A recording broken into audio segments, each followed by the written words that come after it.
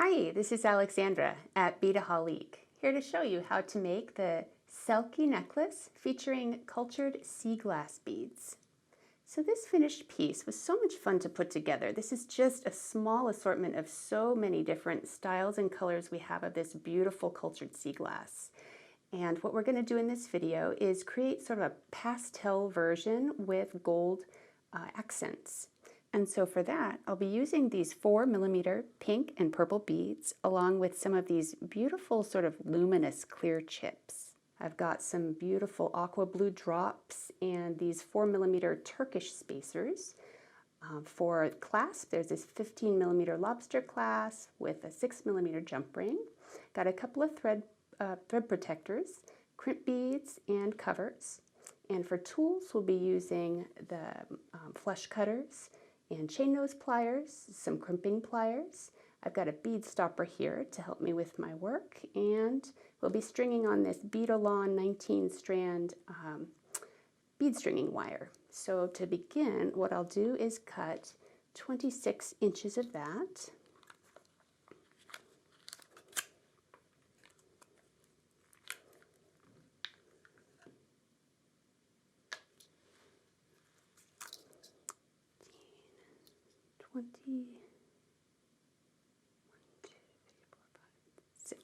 All right.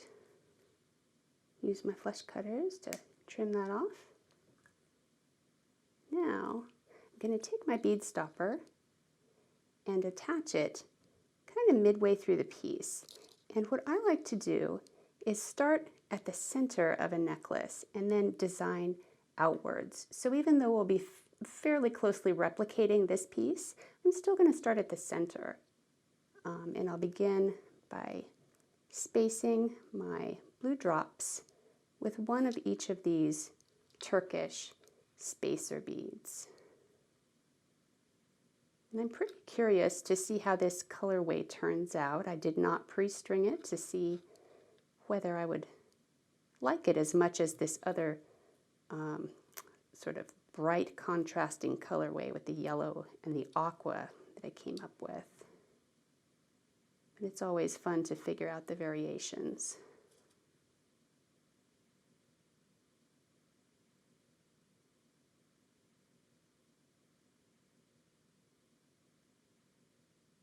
Down to my last couple of drops here.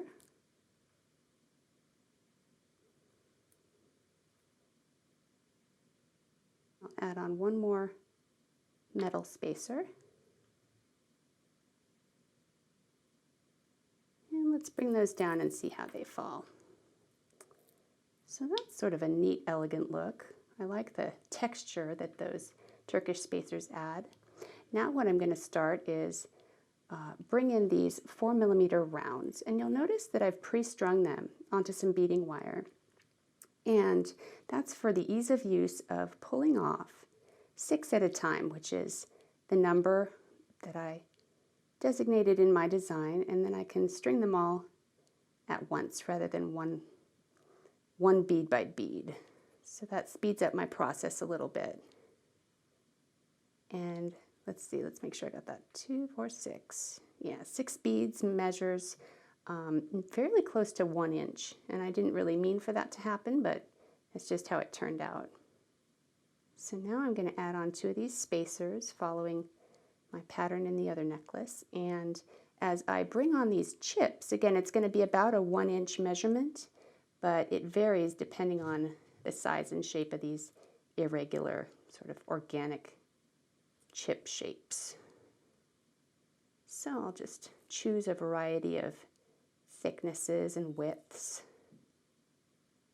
to see what I like the look of. Ooh, that's looking really nice. Okay, let me add a couple more. Then I'll hold it up to the ruler and we'll see how far we are here. So let me bring this down. That looks just about right. That's about 1 inch. So now in my pattern, I'm going to add on 2 more spacer beads.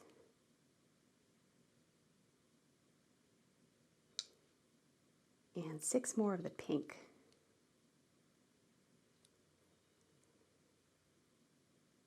Slide those all through.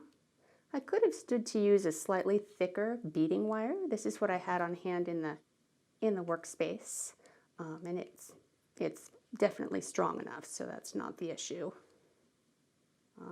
It's just very, very flexible and soft, and that's fine. All right, so now I'm going to start in where I've spaced the yellows in my other design. I'm going to do purple in this one, and this will be a 1 by 1 as I put them between gold spacers. Hope my hand's not getting in the way. I'll try to move around this direction here. And you can see as I add these spacers between the glass beads that it desaturates, which is kind of a nice variation in the design.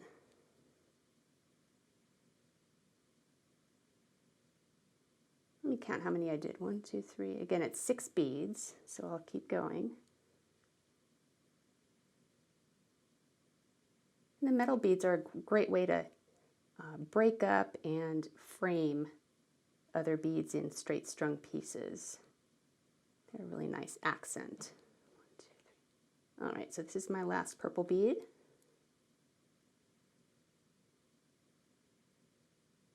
There we go, and now in my pattern I'm going to go back to the pink, grab 6 of those, slide those on,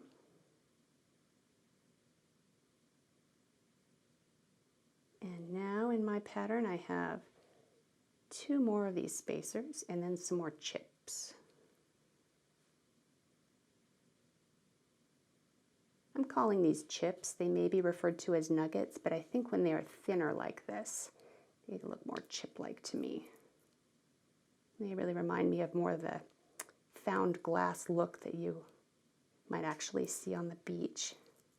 These are tumbled and called cultured sea glass. I just really enjoy working with these sort of natural-looking organic components. So again, I'm going to hold this up to my ruler against an inch-to-inch mark and see what we've got. That looks about right. So on go 2 more of my gold spacers. And now in my pattern I have 6 more pink. Sliding on. And from here I've got 1 spacer going on with 6 more purple, and that's going to do it for this side.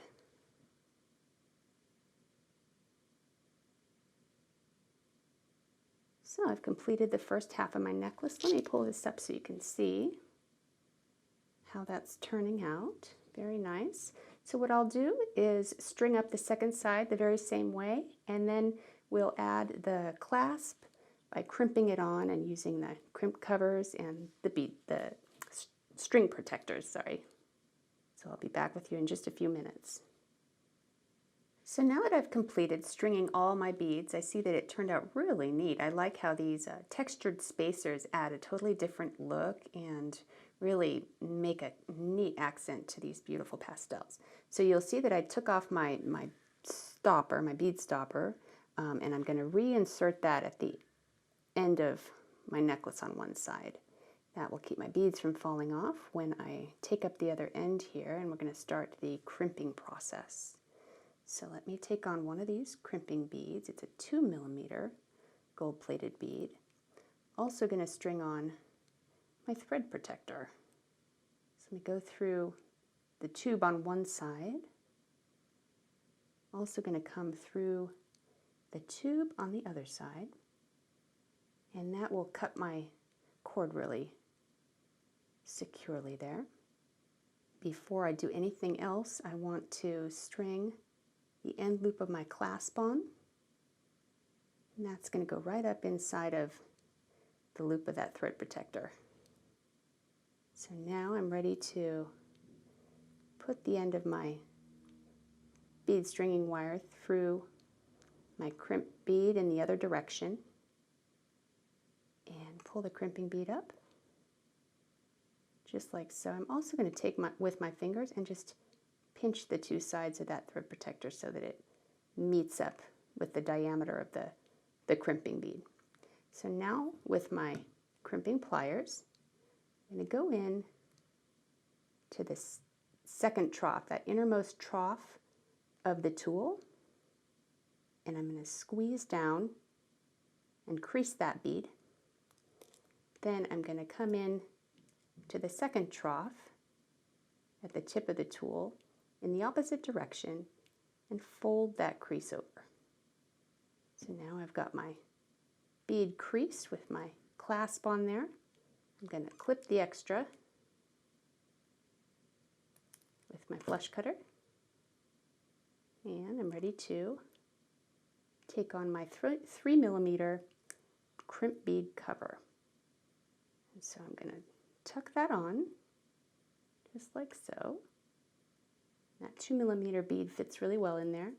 I've got my flat plier, and I'm just gently going to squeeze down on that at a couple different angles to get that round bead to close over the crimp and hide it.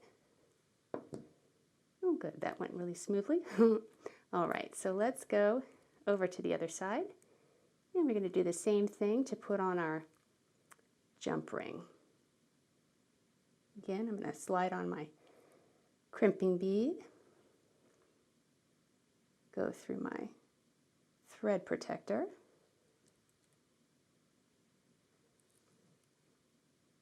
back through the other side of it. Here's where it gets a little tricky to make sure that you get your tension right, because you don't want a bunch of space flopping around extra cord for your beads. And sometimes the crimping bead will sneak up on the tube of the thread protector. But I got it there. I'm going to string on my jump ring. Make sure that lands inside the loop of the thread protector.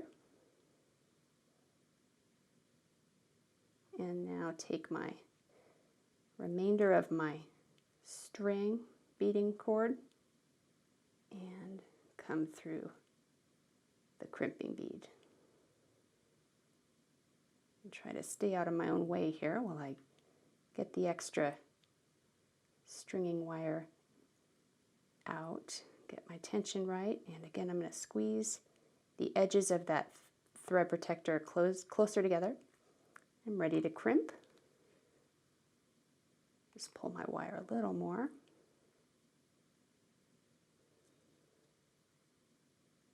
Go into the rear trough.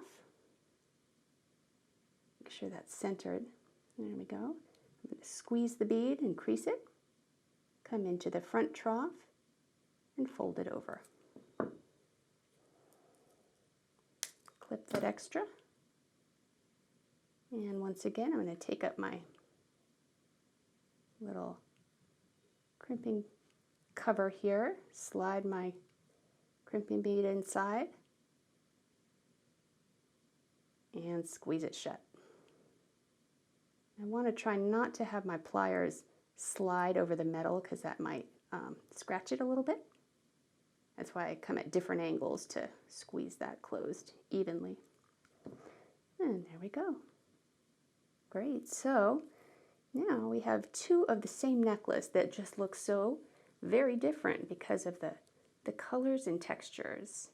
And I also think it's interesting, these spacers are 4mm, whereas these Heishe nuggets are 5mm, and yet these are so striking because of the texture. So I hope you enjoyed this video. You can find all of these beads, tools, and supplies at Beadaholique.com, and please also subscribe to our YouTube channel for all the latest updates. Thanks for watching.